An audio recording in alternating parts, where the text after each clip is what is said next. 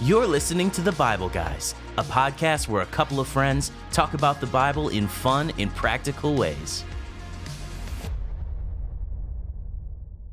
Well, here we are for another amazing episode of The Bible Guys. I'm Jeff Forster, and this is the amazing Wesley Woods. He's filling in for Chris Sarbaugh today. Yeah. So welcome, Wesley. Yeah, I'm glad to be here today. It's good to have you, and I bet it's going to be a good one today. Yeah. It's going to be a good one. Yeah, I mean, we got you here in the house, and that's fantastic. So Christmas is soon. It's coming. All I have to say is Chris better watch out. He might lose his job if he's not careful. So today, Desiree gave us a challenge, right? Yes. And the challenge is, and I think this might be partly because our fan base knows Chris Zarbaugh's almost unnatural obsession with movies. Yeah. You know Zarbaugh pretty well. Yeah, he can quote lines like just... I know. I haven't decided if it's miraculous or if it's some kind of like voodoo he's doing. I don't know. He can bring back a lot of lines from movies. Yeah, that's right. That's right. So anyways, we've had a bunch of our show fans ask about our favorite Christmas movies. Okay. And so you're going to need to conjure your very best Zarbaugh to come up with your favorite Christmas. This is going to be interesting. Yep, with your favorite Christmas movies. So do you want to go first? Do you have a favorite? See, this is where it gets complicated, Jeff. I didn't grow up with a lot of like favorite Christmas movies. I remember the first time I came to Heritage, which is the church we both go to. Yeah. Came to Heritage, and you made a reference to the Christmas Story. Oh, right. And I was like, Christmas story? Does he mean the story of Jesus? What is he talking about? Oh, wow. Yeah. Wow. So if I had to pick my number one Christmas movie, it would probably have to be the Charlie Brown one. Oh, Charlie Brown Christmas. Yeah. The little sad Christmas tree. With like one branch. Yep. That's a great one. I love that. So when you were a kid, did you have cable when you were a kid? When I was little, we had TV. When I was a teenager, we didn't. Yeah. But and so like you had to be there like on Tuesday nights when they're playing Charlie Brown Christmas. Yeah, so right? there weren't a lot of reruns. No, right. Yeah, you had to be right there. So that was exciting. Okay, I think to go as the big throwback, I think my favorite Christmas movie when I was a kid was, you remember the stop animation Rudolph the Red-Nosed Reindeer? That was my favorite one. Yep. No, that's pretty good. Yep. Okay, so for my number two, I would have to say, this is a tough one. You got to go with the classic, Miracle on 34th Street. Oh, there you go. Wow. You got to go with the classic. Okay, so miracles. You're into the whole miracle thing. Very good. Well, I think my second favorite is Elf. Okay. I love Elf. I love, to me, it's just hysterically funny. Should I make this confession live that I've never seen the whole movie Elf? What? I have not. What? Okay. I've seen snippets. I have seen snippets. So normally I'm the one confessing that I haven't seen movies, and Zarbaugh's horrified. Yeah. But I think all of our listeners are horrified. Even I've seen Elf. Yeah. So I have not seen Elf. I've seen snippets, like 5 minutes here, 5 minutes there. Yeah. Okay. Well, we'll accept that answer. Yeah. All right. What's your number two? Yeah. Number three. This is number two, I think, for you. No, this is three. Three for you? Yeah, this is the third one. Oh, okay. Yeah. So my third one would be, which I didn't even know until recently was a Christmas movie. Mm-hmm. Don't throw rocks at me, audience, but Die Hard. All right. Well, that's going to cause a debate. Yeah. I mean, people have been arguing that one, but it happened at Christmas time, and they're playing Christmas music. Yeah. It feels like a Christmas movie to me. Watch the made-for-TV version. So Die Hard. Okay. I think I like my number three would be How the Grinch Stole Christmas. Yeah, Dr. that's Seuss a classic. Right? Yeah, that's the movie. I like the movie better than the cartoon. Yeah, with Jim Carrey. Yep. So. For the fourth one, oh man, it's tough. I mean, you got the funny ones like Home Alone, kind of. So I might toss that one in there. I love Home Alone. Yeah. Home Alone. I try to watch it every year. Yeah. My wife always wants to watch, all the movies that make you cry. Yeah. And I'm always trying to avoid those. Yeah. Yep. Zarbaugh wouldn't. Zarbaugh would love to just sit there and cry and cry and cry. But that's not my deal. So you're not a Hallmark channel guy. I avoid Hallmark. I try to get it where it doesn't show up on the screen when you're scrolling. Try to flip really fast. Yep. So I would say probably My number 4 is The Santa Claus. Okay. Remember Tim Allen? I love that one. I loved that one. Yeah. And that whole franchise is great, but yeah. Yeah, okay. For my last one, I don't know. It's tough. There's so many good Christmas-ish movies. If I had to, I'm going to break the rules a little bit. Okay. The one thing I love doing, like this is around Christmas, New Year's, is the Twilight Zone marathon. Oh, really? Now, it has to be the old Twilight Zone, from the 50s. Rod Sterling. Yeah. Yep. Yeah, so I love watching those. They normally have a marathon around Christmas, and I just watch like 80 of them. I had no idea. Yeah. I'm not sure that counts as Christmas, but it's a marathon what I do at during Christmas. That's right. Yeah. For you, it's Christmas. It's not Christmas without a Rod Sterling Twilight Zone. Okay. Yeah. Well, I can't get away with this without saying It's a Wonderful Life. Yeah. Right. So you have to do it. My wife absolutely loves it. She's been asking for the last couple of days because we're coming up on Christmas now. Yeah. And she's been asking for the last couple of days, let's watch It's a Wonderful Life. So I'm sure by the time you listen to this, we will have watched it at least once, maybe twice. And I like that one. Got to have an honorable mention, Scrooged. Yes, there you go. There you go. Well, there's a ton of good ones. Yeah. I mean, you got National Lampoon's. Yeah. Right. Christmas Vacation. Was it Christmas Vacation? I think so. Yeah. They had like 80 of them. them. And then you had, what was the other one? A Christmas Story. Yeah, the one that you mentioned earlier. Yeah, I remember that one. That was a good one too. I just remember that being funny. Like, what is he referencing? Okay, well, I'm sorry Chris wasn't here to share that one, and but at the same time, we're all horrified that you've never seen Elf. You have to go home. You have to go home and finish it. You have to go home. As a matter of fact, I don't want you to go back to the office after we're done with this. I want you to go straight home and watch Elf. That is funny. Okay. Well, we've been lingering here with Solomon for quite some time. Yeah. And he wrote so many wise sayings in the book of Proverbs, and we haven't finished them all. We're going to come back and address them again later. Mm-hmm. Then we pivoted into a little bit of the Song of Solomon, just talking about the romance and all those kinds of things. We didn't finish the book of Song of Solomon. You can go and finish that if you'd like. It's just a few more chapters. But then we're pivoting into some of his rule, how he ruled. And so Desiree, our amazing assistant, she has moved us on to 1 Kings chapter 11. And this talks about some of the few enemies that Solomon came up against. Yeah. So we'll read in 1 Kings chapter 11, verse 14. It says, "And the Lord raised up Hadad, the Edomite, a member of Edom's royal family, to be Solomon's adversary. Years before, David had defeated Edom. Joab, his army commander, had stayed to bury some of the Israelite soldiers who had died in battle. And while there, they killed every male in Edom. Joab and the army of Israel had stayed there for 6 months, killing them. But Hadad and a few of his father's royal officials escaped and headed for Egypt. And Hadad was just a boy at the time. They set out from Midian and went to Paran, and where others joined him. And then they traveled to Egypt and went to Pharaoh, who gave them a home, food, and some land. Pharaoh grew very fond of Hadad, and he gave him his wife's sister in marriage, the sister of Queen Tahpenes. She bore him a son named, I don't know, Genubath? Yeah, that's close enough. Tahpenes raised him in Pharaoh's palace among Pharaoh's own sons. When the news reached Hadad in Egypt that David and his commander Joab were both dead, he said to Pharaoh, "Let me return to my own country." "Why?" Pharaoh asked him. What do you lack here that makes you want to go home?" "Nothing," he replied, "but even so, let me return home." And then I got a little bit more. God also raised up Rezon, son of Eliada, as Solomon's adversary. And Rezon had fled from his master, King Hadadezer of Zobah. What the heck? Why am I reading all these crazy names? And he raised up this guy, and he had become the leader of a gang of rebels. After David conquered Hadadezer, Rezon and his men fled to Damascus, where he became king. Rezon was Israel's bitter adversary for the rest of Solomon's reign, and he made trouble just as Hadad did.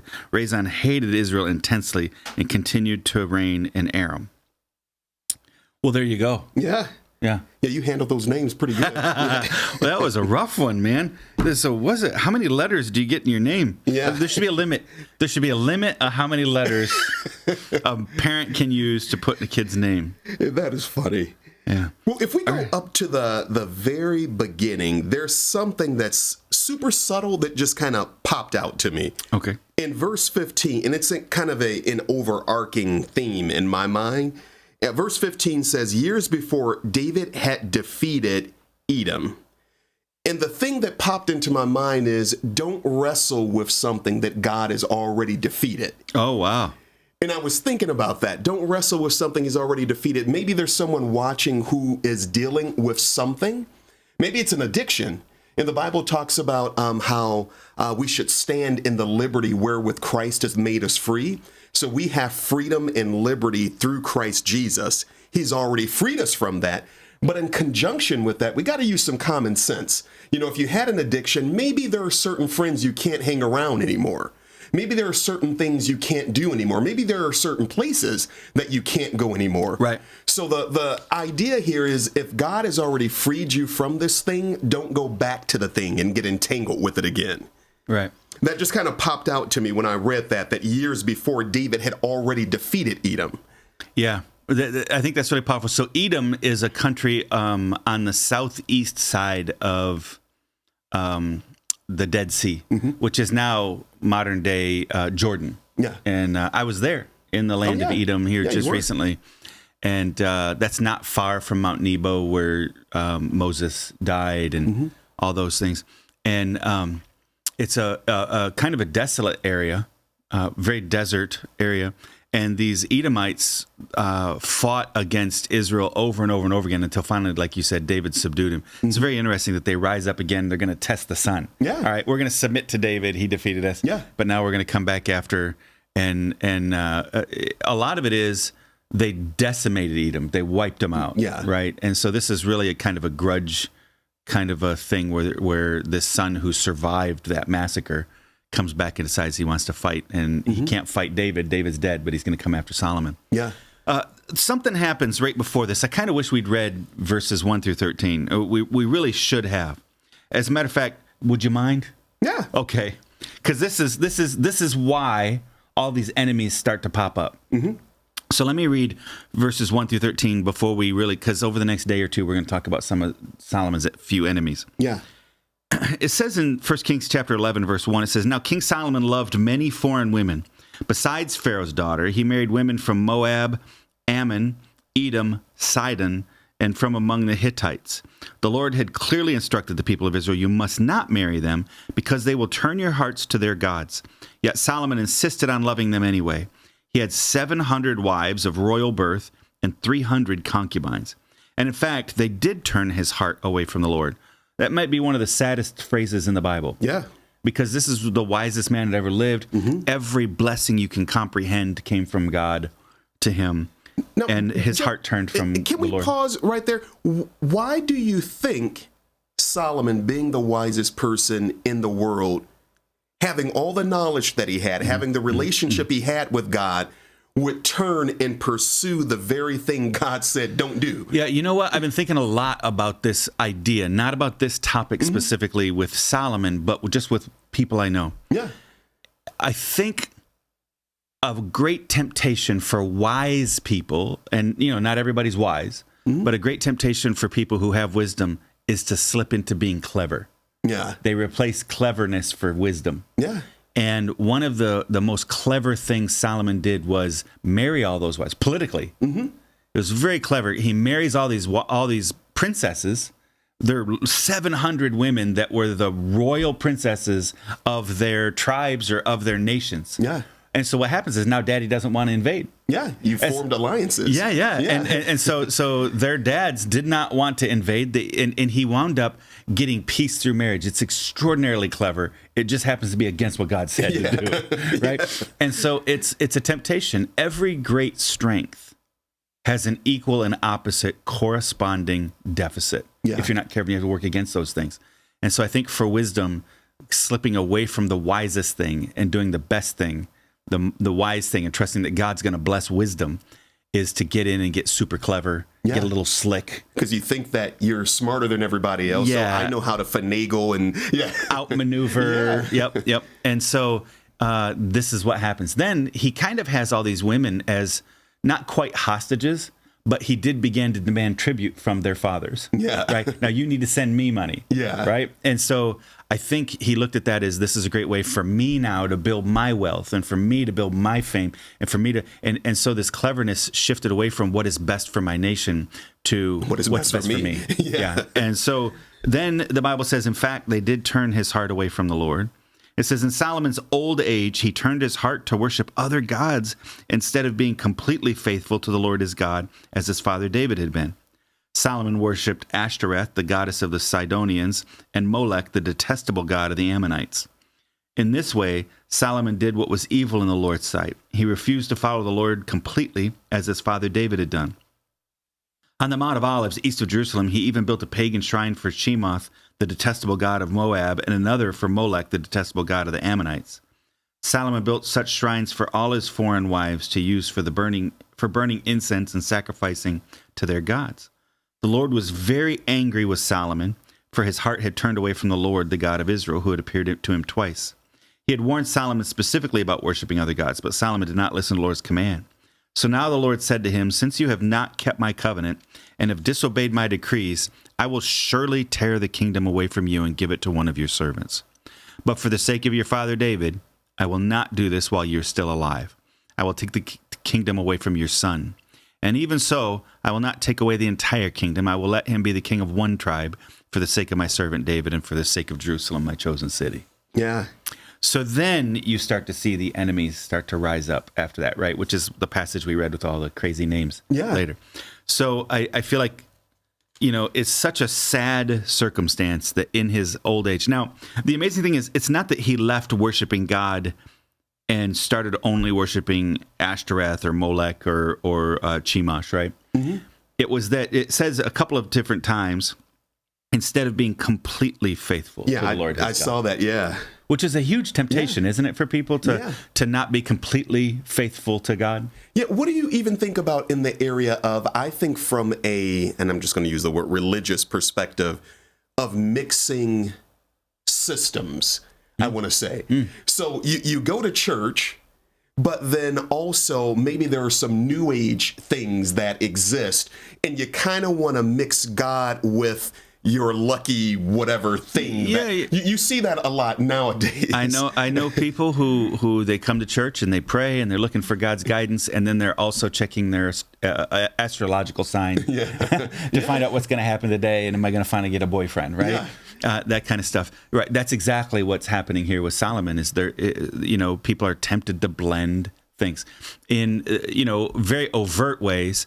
In Cuba, for instance, the main religion of Cuba is Santeria. Yeah. And Santeria is just voodoo with Catholicism stretched over top of it. Yeah. Right? So they use Catholic words, but they do voodoo religious rituals, right? And it's not the same. They tried to blend it. Yeah. This is very similar, I think, to what Solomon was doing, was blending it. But we do it all the time. Yeah. By embracing the way that the world lives, by following the world's philosophies on how we manage relationships or parent, or what we put in as our priorities, all these kinds of things. Yeah. Yeah. No, I think that's really good. I just think of so many areas in the lives of humanity, in humans, of how we do that, but just with things across the board. Right. I just think how we try to mix, and I think sometimes we try to cherry pick the best of each system. Yeah, yeah. And like, if I can cherry pick the best of each system, even though God said don't do that, if I mix it together, it'll all turn out okay. Well, which is a crazy concept, because at the beginning, he actually spoke with God. Yeah.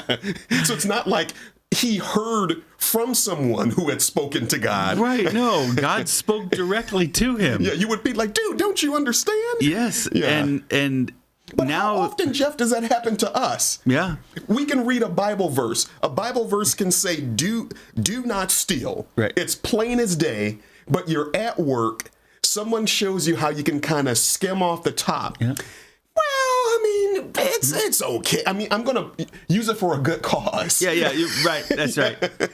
Hey, my boss is a jerk and treats us bad anyways. I'm not getting paid what I should get paid. You can justify it all kinds of ways. That's right. Yeah. So this is what you find in Solomon's life, is he's trying to blend these two things, and it's because he disobeyed God on the front end. So marriage is important. Who we marry is important. All the time I'm recommending, especially it seems like young women, they're like missionary dating. They are Christians and they know that their boyfriend's not a Christian, but he's such a nice guy and whatever. They wind up potential. Right. They wind up moving in with him, whatever. They do all these things and God said, don't do that. Yeah. Don't marry non-believers. Don't be unequally yoked is what the Bible says. Yeah. It's not like try not to. Yeah. Or it's inadvisable. Yeah. It says do not. Right? Thou shalt not do that. God is giving a direct command. Don't marry people who are not believers. And yet there's so many young women that I'll talk to will come in and go, oh, I thought he was a nice guy. And I was hoping maybe I could lead him to Jesus. And I got him to come to church one time. Yeah. And so, but then he really wanted me to move in and we couldn't figure out how to pay rent apart from each other. So we did. And now all of a sudden, oops, and it just, we think, we believe God and we believe him enough to take us to heaven. We don't believe him enough to help us live here on earth. Yeah. And this is what happens with Solomon. Yeah. Is I think he gets too clever and he decides that the pragmatic decision to marry all these women for the safety and security of his people. He had a reason. Yeah. Just like you have a reason, you can't figure out how to pay the rent any other way, so you got to move in with your boyfriend.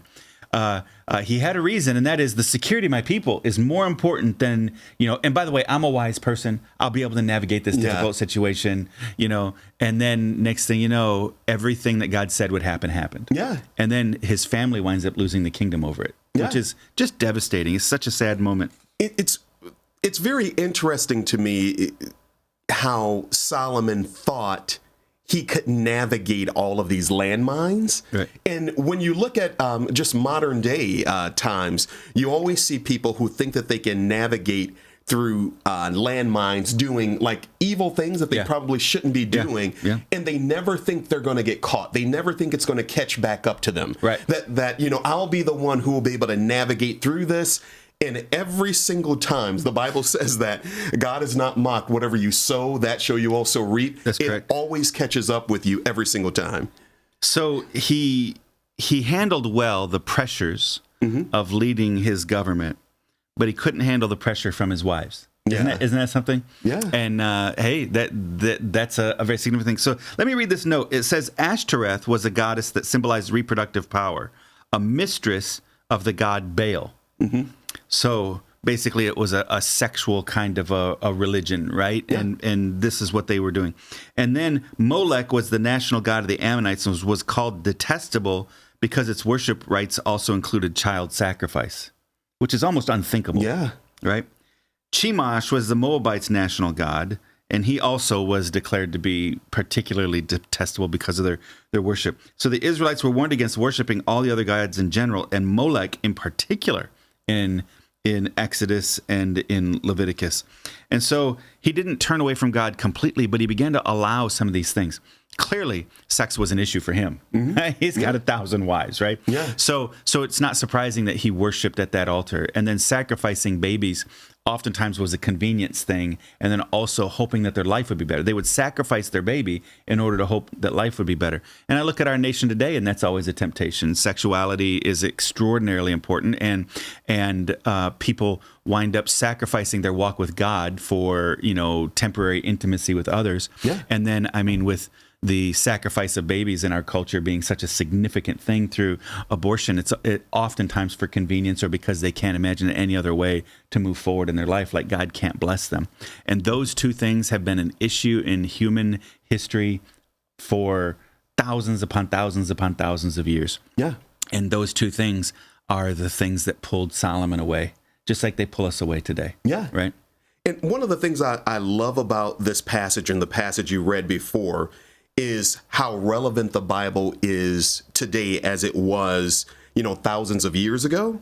And just even the references. So you made those references a moment ago, but the references to places like Damascus. And, there's a lot of turmoil going on in Syria right now. And just with the different places, the Bible, I think we have to be careful that we don't view it as just a history lesson, but it's the truth. Right. That's right. Yeah. Right. These are real places rooted in real time with real people. It's talking about Egypt. And it's one of the things I love about the Bible is the precision, right, of it and giving exact places and all those kinds of things. So it's really powerful. Well, I think this is a lesson. We're going to get in tomorrow talking about some more of Solomon's enemies and surprise, potential coup, all these kinds of things. So it's a sad kind of ending to what should have been the most glorious and would have been the most glorious reign ever in Israel history. So, okay, well, thank you. We're going to wrap it up right there. Thank you for joining us, and we'll see you tomorrow on the Bible Guys.